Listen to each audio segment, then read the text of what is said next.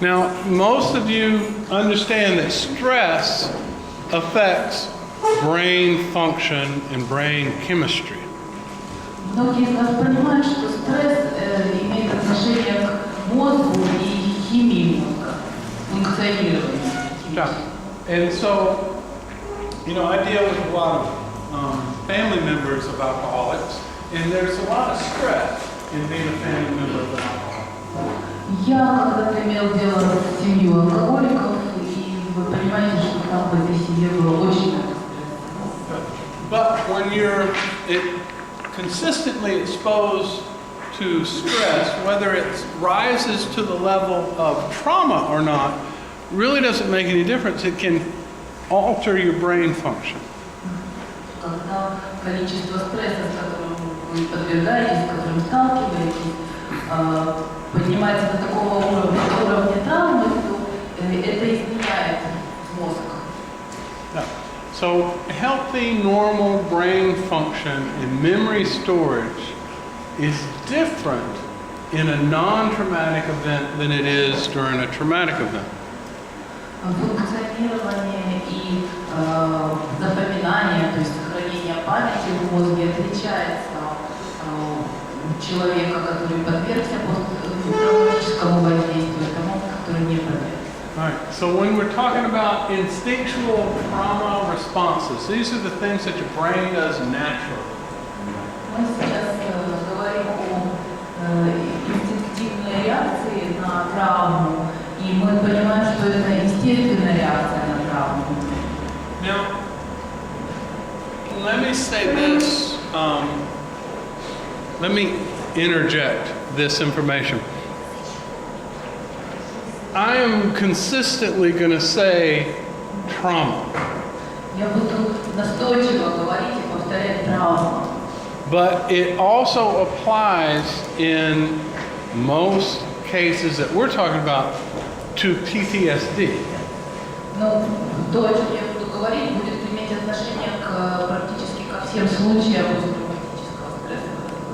Just as a convenience to me in language, I'm not going to go back and forth between saying PTSD and trauma. I'm just going to say trauma.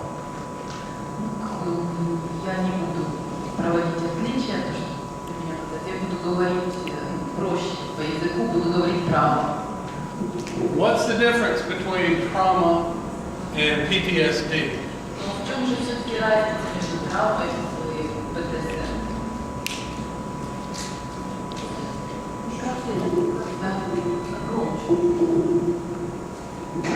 They're telling her how to adjust them.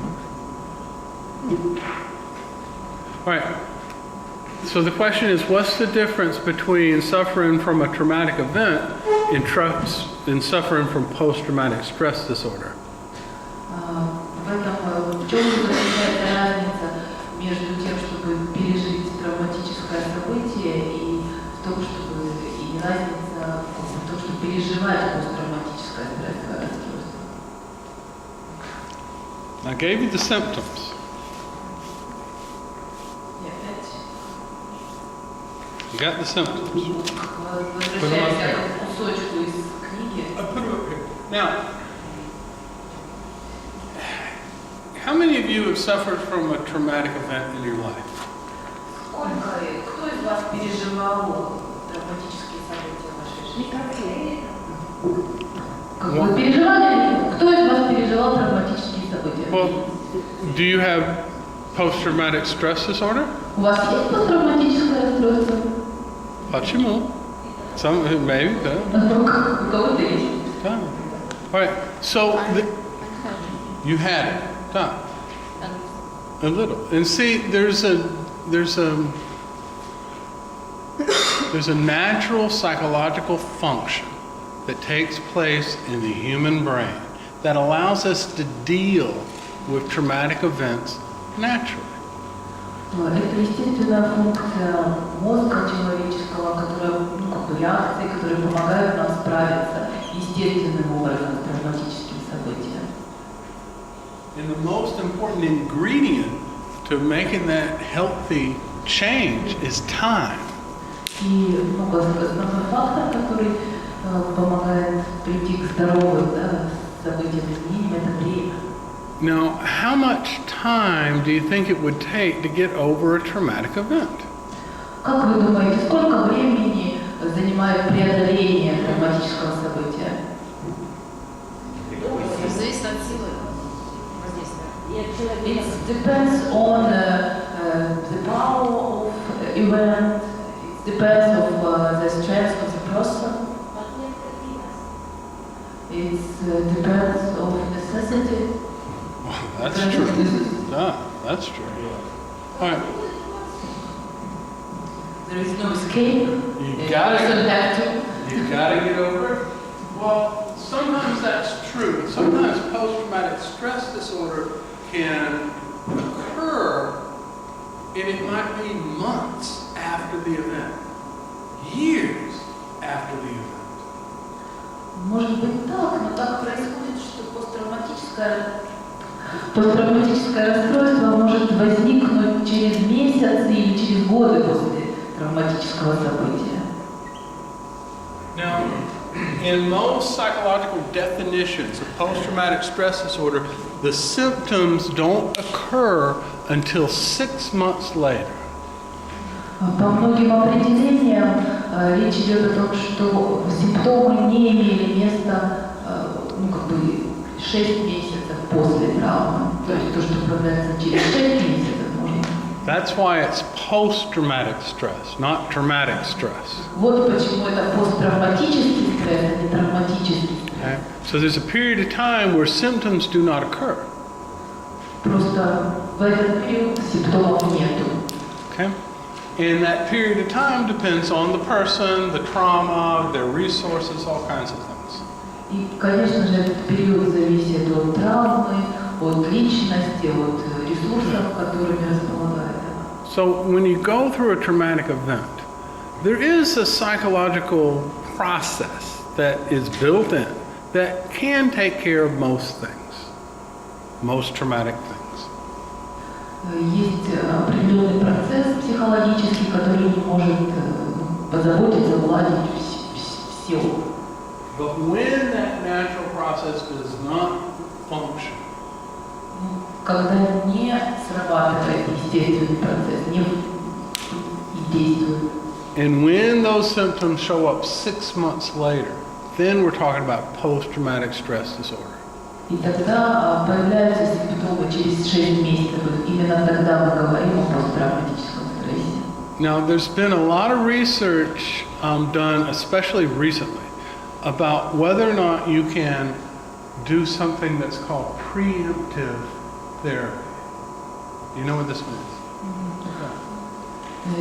Есть сейчас исследования, особенно недавние исследования, которые изучают вопрос того, возможно ли превентивную терапию сделать. Now, does that work? Does preemptive therapy prevent post-traumatic stress? Это работает? Может ли превентивная терапия предотвратить посттравматический стресс? A lot of research says no. Многие исследователи говорят нет.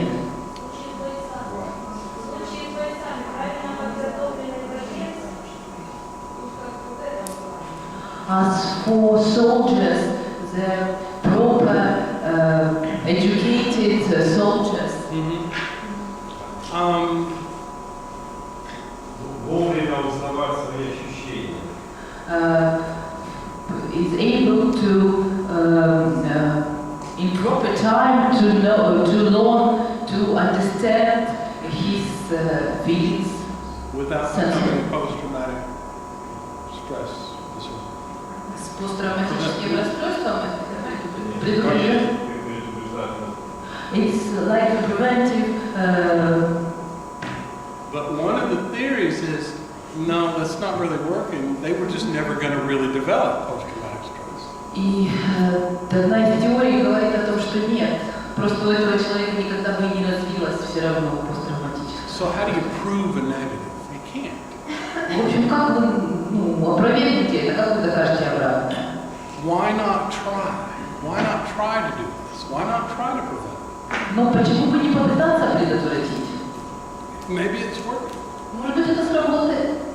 what they're having difficulty with is proving that it works. Есть сложности с доказательством.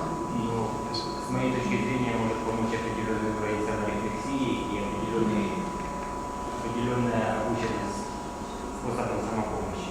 As for me, it seems to me it will be useful the education of self-reflection and the methods of self-management,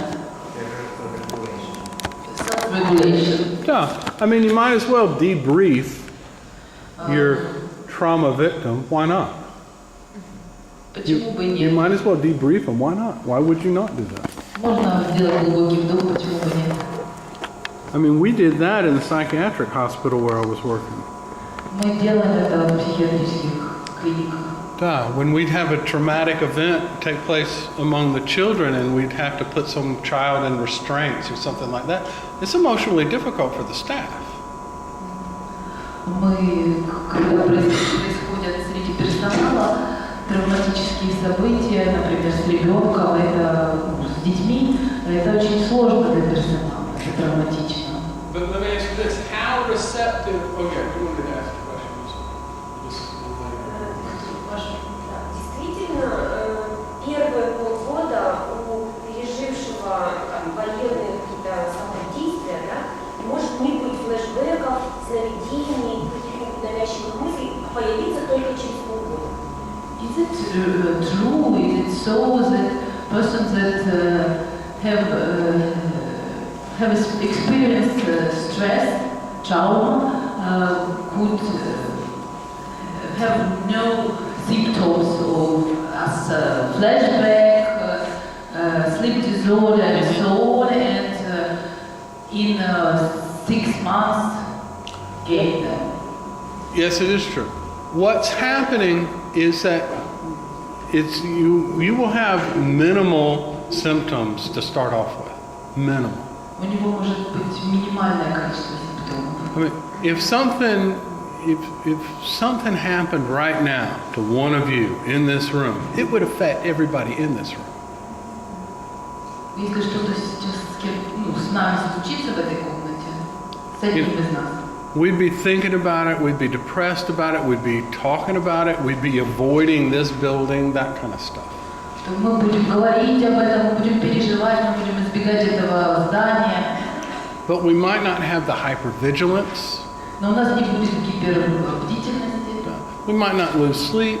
мы не потеряем сон, We may lose sleep for a couple of days. ну, может быть, на несколько дней. But when it reoccurs, when this becomes symptomatic, 6 months later, that's what they're talking about. Ну, как бы мы не станем систематически, ну, как бы мы восстановимся и не будем систематически. There's a period of time, and 6 months is the basic period of time. Sometimes it's less, sometimes it's more.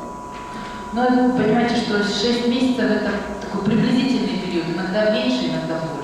Now, there's also a group who use that 6-month window to say if the symptoms started at the event and last longer than 6 months, then it becomes also post-traumatic stress. Есть группа, которая говорит, что если симптомы продолжаются более чем 6 месяцев, тогда это становится посттравматическим. But in that particular case, you're going to see an escalation of symptoms. They're going to get worse and worse and worse. В данном конкретном случае мы говорим о усилении симптомов. In normal functioning, when your brain's dealing with it normally, you're going to, if in a traumatic event happens and you have these symptoms, they're going to get less and less and less as time goes by. При нормальном функционировании мозга, то симптомы уменьшаются, постепенно становятся меньше и меньше. Now, there was another question. Еще один вопрос. Тогда, получается, есть какие-то личностные особенности людей, которые склонны к попаданию. So there should be some personal characteristics that lead to post-traumatic. Yeah, and there's a lot of there's a lot of theory about that. I'll explain that now. Не существует много теорий, которые это объясняют. You remember we were talking about resources? Hang on one second. Можно ли сказать, что такие внешне очень сильные, сдержанные люди чаще представляют ПТСР? Can I say that people who used to keep the emotion in and to Strong, Да. they more usually suffer. Well, what I would say is that, yes, that happens. Ну, то, что я скажу, да, так случается. You have sensitive people that are, because of their military culture, are forced to suppress these feelings. Ну, есть чувствительные люди, эмоциональные, которые вынуждены подавлять свои чувства. They don't do it naturally, they're forced to. Они, ну, как бы, то, что естественно, они вынуждены. The other, last week we were talking about a genetic predisposition for post-traumatic stress. И мы будем говорить о генетической предрасположенности к посттравматическому стрессу. Now that's cutting-edge research. That's just now being done. The research for genetic predisposition is just now being done.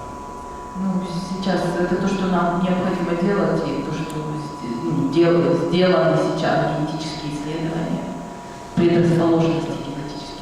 And the reason I say that is that there's an awful lot of research going on in causes, effects, and therapy in this subject, post-traumatic stress disorder. И то, что смешивается в терапии, это причины, эффекты, эмоции. One of the big research areas now is pharmacology, and can you use pharmaceuticals in order medicine? Can you use that in order to minimize the effects of post-traumatic stress? Исследование, которое тоже проводилось, о том, можно ли как-то медикаментами, лекарственными препаратами снизить риск развития. Now, in my view, in my experience, because I have a chemical dependency background, what I see is minimizing symptoms but not treating the problem when you're doing that. По моему опыту, поскольку я работаю с зависимостями, то я бы сказала, что препараты, они уменьшают симптомы, убирают, но не лечат посттравматически. Now, I do a lot of minimizing symptoms, but not using chemicals. Я использую много способов, чтобы уменьшить симптомы, но не химические. I mean, I deal with small children, remember that.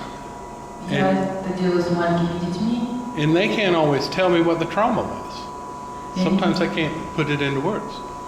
И они не всегда могут словами выразить, в чем же проблема. So all I have is symptoms. То есть у меня есть симптомы. And so I have to treat the symptoms, but not with chemicals.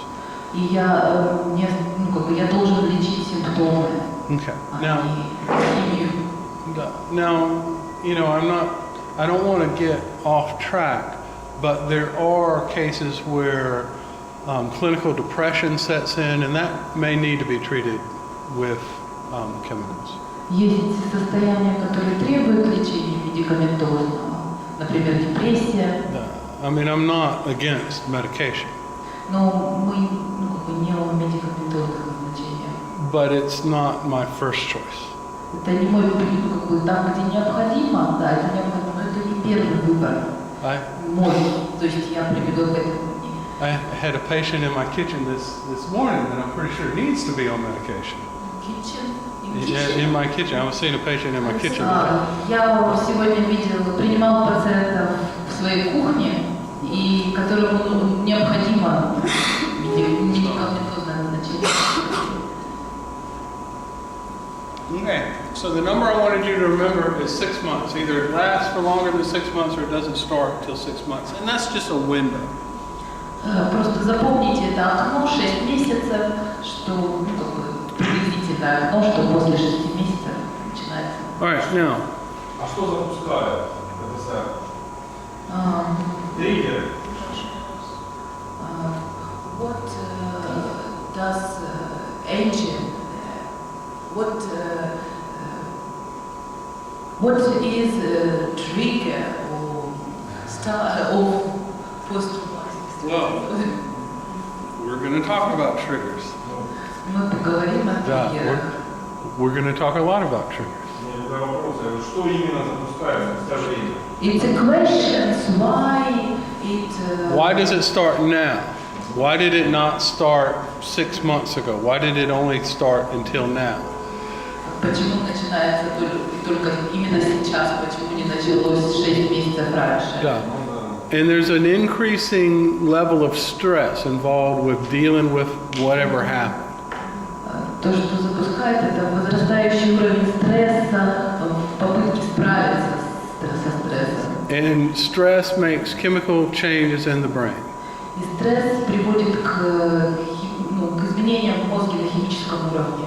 And if you let me go just a little bit farther, I think I'll answer your question a little bit better in a different way. Я буду говорить об этом позже по ходу лекции.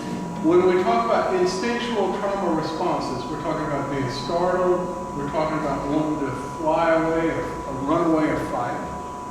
Body sensations, either feel hot or cold. Freezing, where you just paralyzed with fear or you don't know what to do. Altered states of consciousness, that means time either seems to speed up or slow down. Automatic obedience means you just go along with whatever you're told and you don't do anything different. And attempted self-repair, that's the substance abuse. Это по таблице инстинктивные реакции на стресс. Вы можете, на травму, вы можете видеть, что это, к этому относится внезапный испуг, на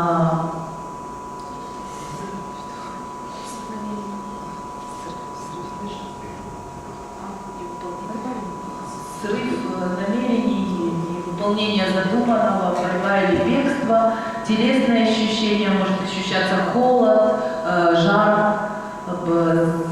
оцепенение, замерзание, измененные состояния сознания, подразумевается, что ощущается время как ускоряющееся, восприятие времени как ускоренное или наоборот замедленное. Автоматическая подчиняемость, то есть человек, все, что ему не говорят, да, в этом состоянии травмы, реакции на травму, он делает, подчиняется без раздумий. И попытки самовосстановления.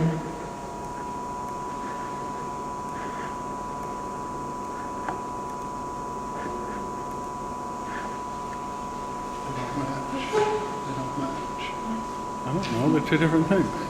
That's the match. All right. One thing I want you, y'all know the theories about left brain, right brain function? Вы знаете теорию о правополушарном и левополушарном функционировании? The left brain is in charge of logic, verbal skills, math skills, problem solving, that kind of stuff. Вы знаете, что левое полушарие отвечает за логику,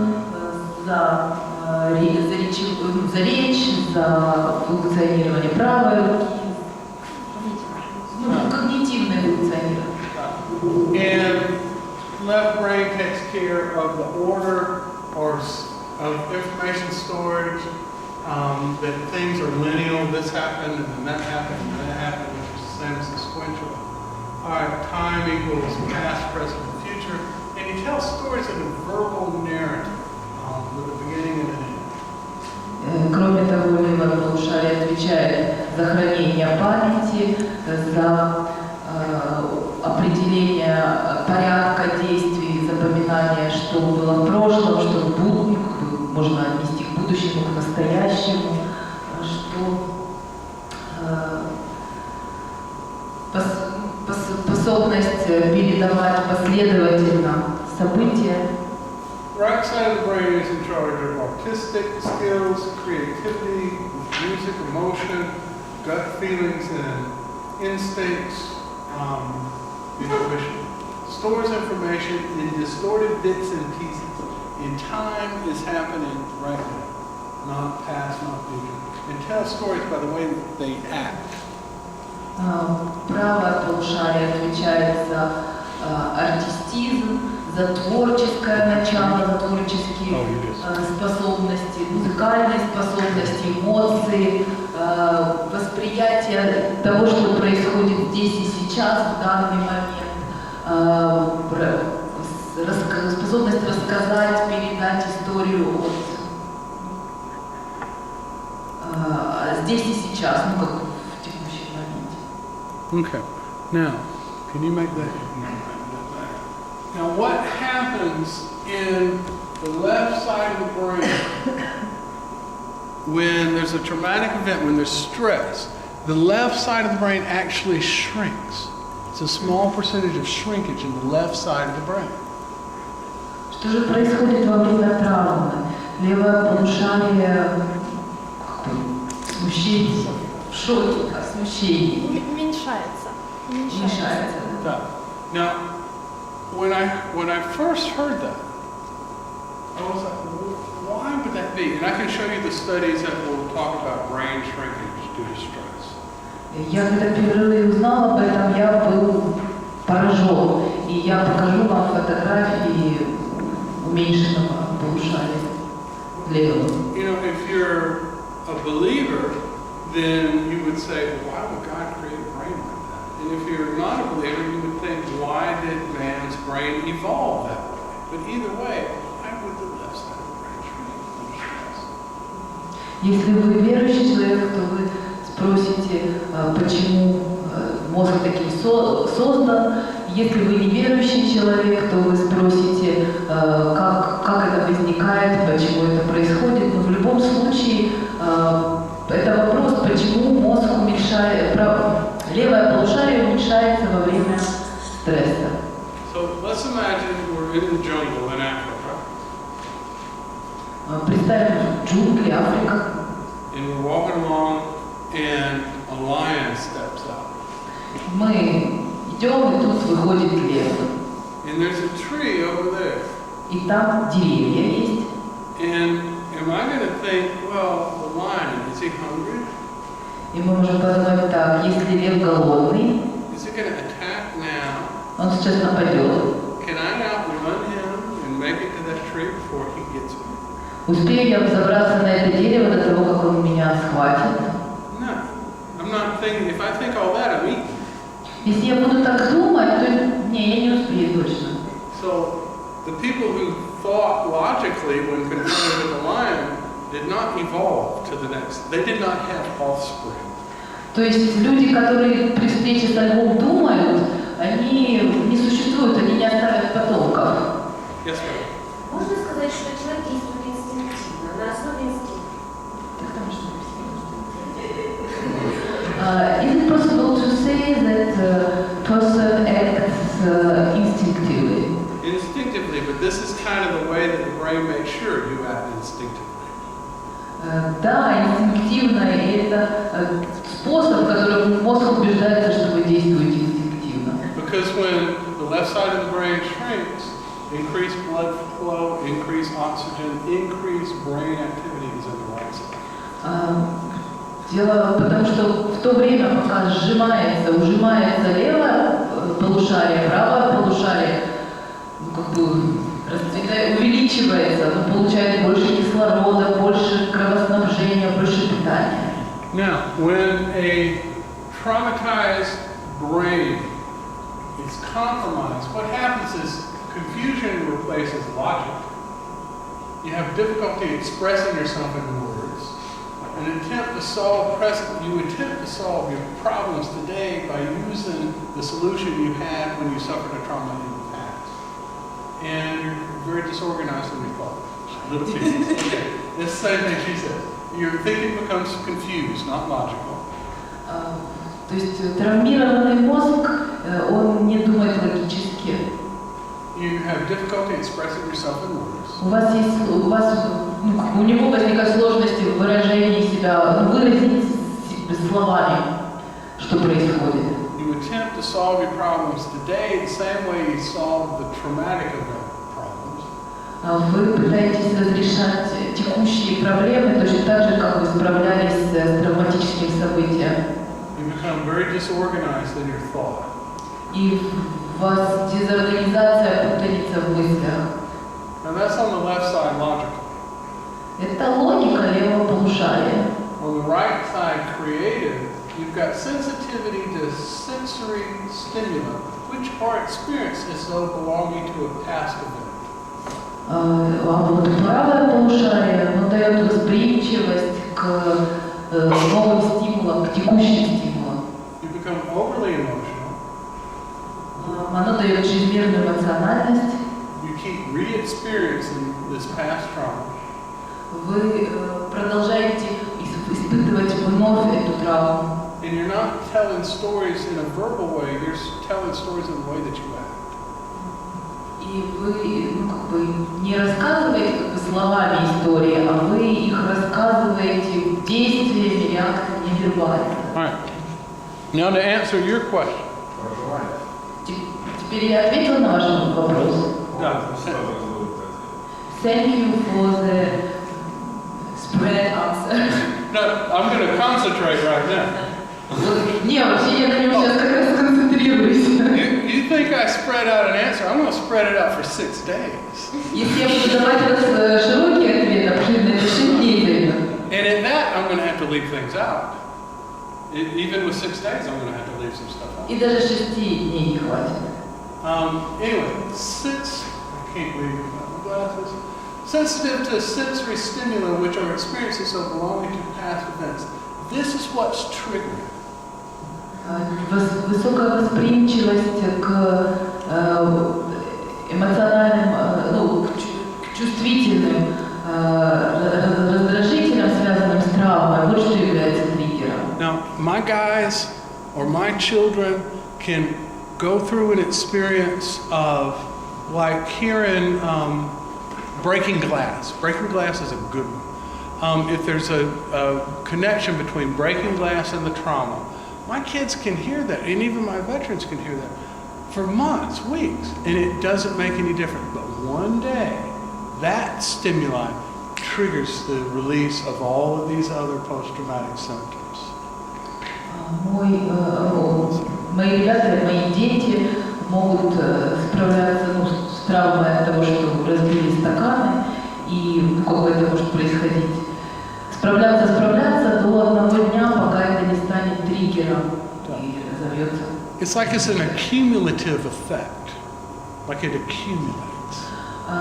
Здесь работает кумулятивный эффект, то есть эффект накопления.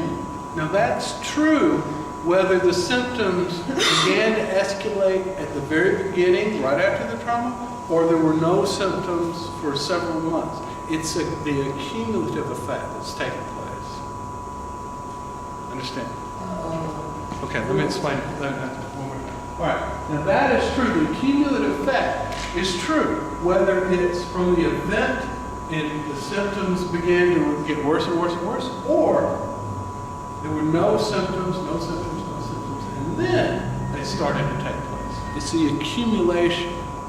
Есть два варианта, когда симптомы есть, но они к этому концу окна 6 месяцев они усиливаются, а есть кумулятивный эффект, когда вроде как нету симптомов, а потом бабах, и то есть эффекты сложились и далее. Because in a normal brain, the accumulative effect of having been exposed to these stimuli would decrease the reaction, not increase the reaction. В норме, в нормально функционирующем мозге, реакция, не будет кумулятивного эффекта, не будет повышения реакции, будет уменьшаться реакция на раздражитель. You had a question. Я знаю людей, которые в стрессовой ситуации, наоборот, становятся более сконцентрированными, собранными и действуют более эффективно, лучше соображают. Как у них мозг работает? Они отличаются от всех людей? I know some people who act in a stressful situation. They can concentrate more concentrate to they can their thoughts more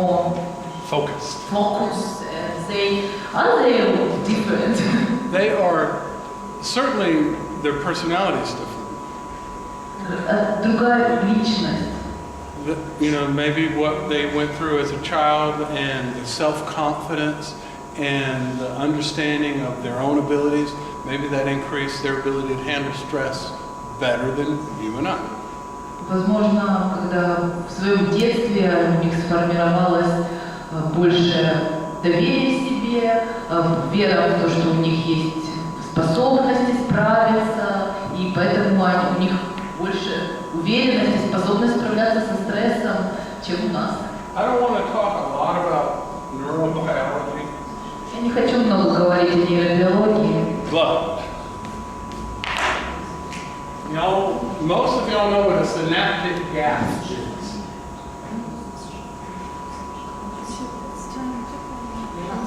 It's time okay. to go out for After lunch, we will talk about neurobiology. Хорошо, после обеда мы поговорим о нейробиологии.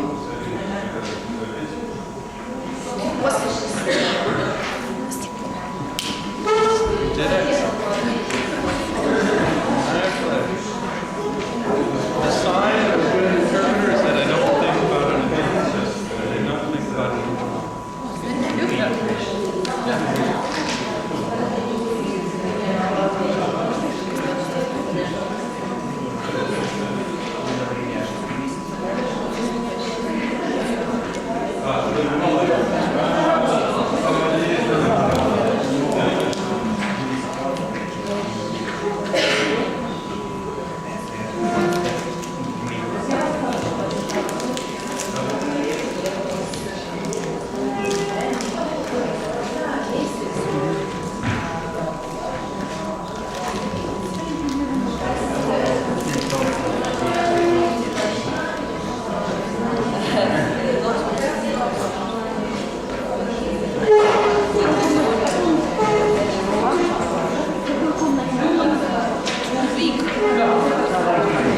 And that's what we were talking about here.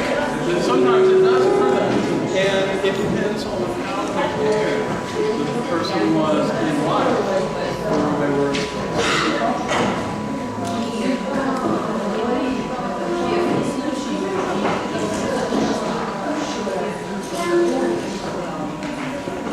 There's a lot of factors.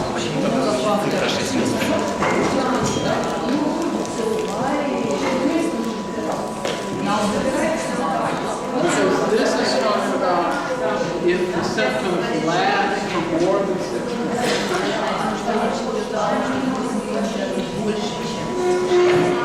Or if they don't occur until after 6 months.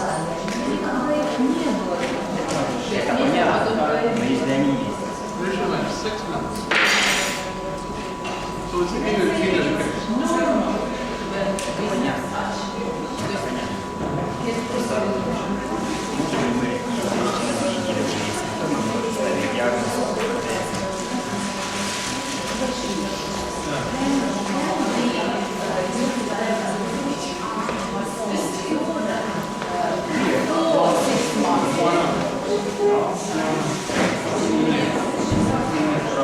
Because I'm treating symptoms. I'm here when the symptoms are occurring. I'm treating symptoms.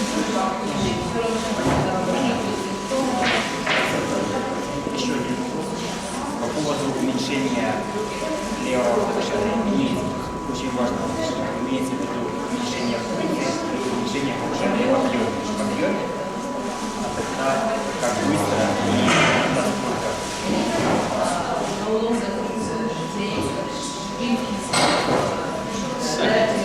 Seconds. А в каком объеме, насколько? Well, it's very tiny percentage. I'll send you the research. Give me your email address. I'll send you the research. В очень небольшом проценте дайте свой email, я лучше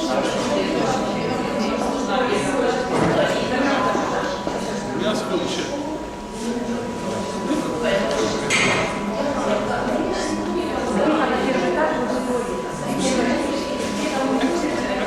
I've been to I always think like that. Some people say I need to Ты идешь?